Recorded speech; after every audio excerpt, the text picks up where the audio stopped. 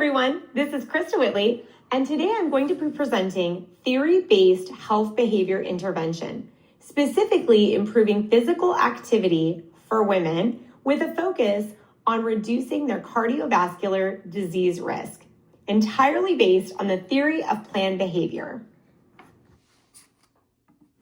Today's presentation begins with an overview of the health issue at hand, insufficient physical activity among women aged 40 to 60 years old, and the major health consequences that come from it.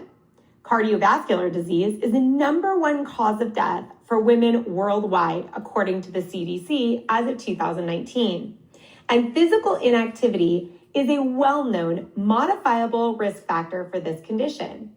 Despite decades of public health messaging, this demographic remains highly inactive due to barriers like time constraints, caregiving duties, and environmental safety. This research uses the theory of planned behavior as a foundation because it allows us to target the attitudes, social influences, and perceived control that drive behavior. The ultimate goal is to encourage long-term, sustainable increases in physical activity that reduce disease risk. I'll now walk you through how the intervention targets key elements of this behavior through theory, structure, and measurable goals. The intervention specifically targets urban dwelling women aged 40 to 60.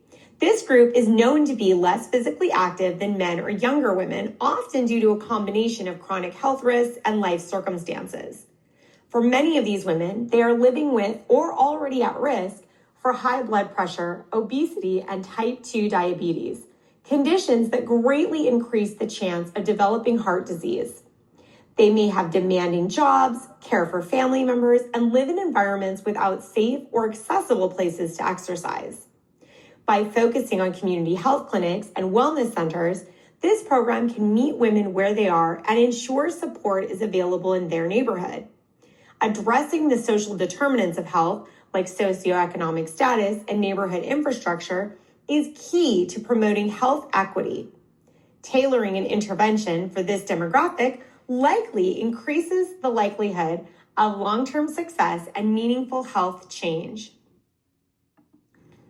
Physical inactivity contributes not just to heart disease, but to a host of other chronic conditions, including type 2 diabetes, some cancers, depression, and anxiety. Nationally, fewer than 1 in 4 adults meet the CDC's recommendation of 150 minutes of modern activity per week, and the rate is even lower among women in this age group. Healthy People 2030 specifically identifies increasing physical activity among adults as a national health priority. So why are middle-aged women falling behind? It's not just due to lack of awareness. It's also motivation, competing life priorities, and feelings of powerlessness over their time and environment. These are exactly why the kinds of barriers of a theory-based intervention can address. It's not enough to tell people to move more. We have to help them see that they can, want to, and have the support to do so. The theory of planned behavior is ideal for designing health interventions because it breaks down behavior into 3 components: attitude, subjective norms, and perceived behavioral control. First, attitude is whether the person sees the behavior, like physical activity, as helpful or enjoyable. If someone views exercise as boring or painful, they're unlikely to do it. Second, subjective norms are beliefs about what others expect. If friends and family are supportive of exercise or they're already doing it themselves, the person is more likely to engage. Third, perceived control is all about self-efficacy. Does the person believe they can do it, even when it's hard? These 3 constructs combine to shape intention, which is the best predictor of whether a person will act. By targeting all 3, our intervention helps women not only want to be active, but also believe they can fit it into their lives and get support while doing so.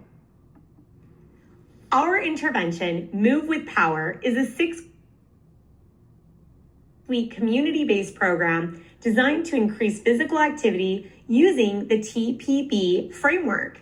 Each week includes workshops where women learn how to exercise, improving their mood, stress levels, and their heart health.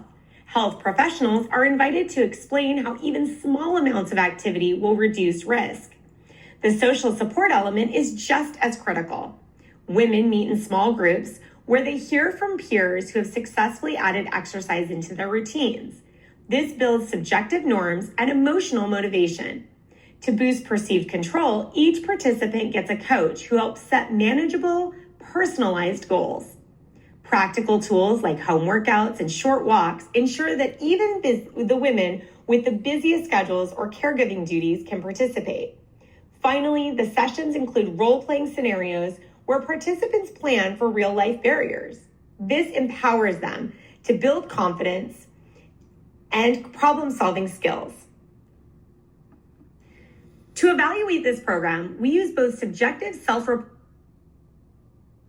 tools and objective measures like step counters or phone-based fitness trackers. Before and after the program, participants complete surveys measuring intention, attitudes, and self-efficacy using questions grounded in TPB. Every week, they log their physical activity and get feedback from coaches. This dual data collection helps track change, not just in behavior, but also in the mindset behind the behavior. We also monitor physical health outcomes, weight, blood pressure, and resting heart rate to see if physiological changes align with behavior change. Our main benchmark is whether participants reach the CDC's minimum of 150 minutes of moderate activity per week. Over time, we expect to see increased confidence, more consistent physical activity, and improved health markers, all of which align with the TPB framework. Success here means sustainable changes that truly impact long-term health. And obviously, I'm not good at technology, but I'm great at presenting. And since I am a member of this group of women, I am turning 45 this month, I really wanted to cover something that I felt applied to myself and to my friends, and maybe not recording apps and technology, but I hope this is a program that someday we can actually see in all of our neighborhoods. Thanks for joining me. Bye, guys.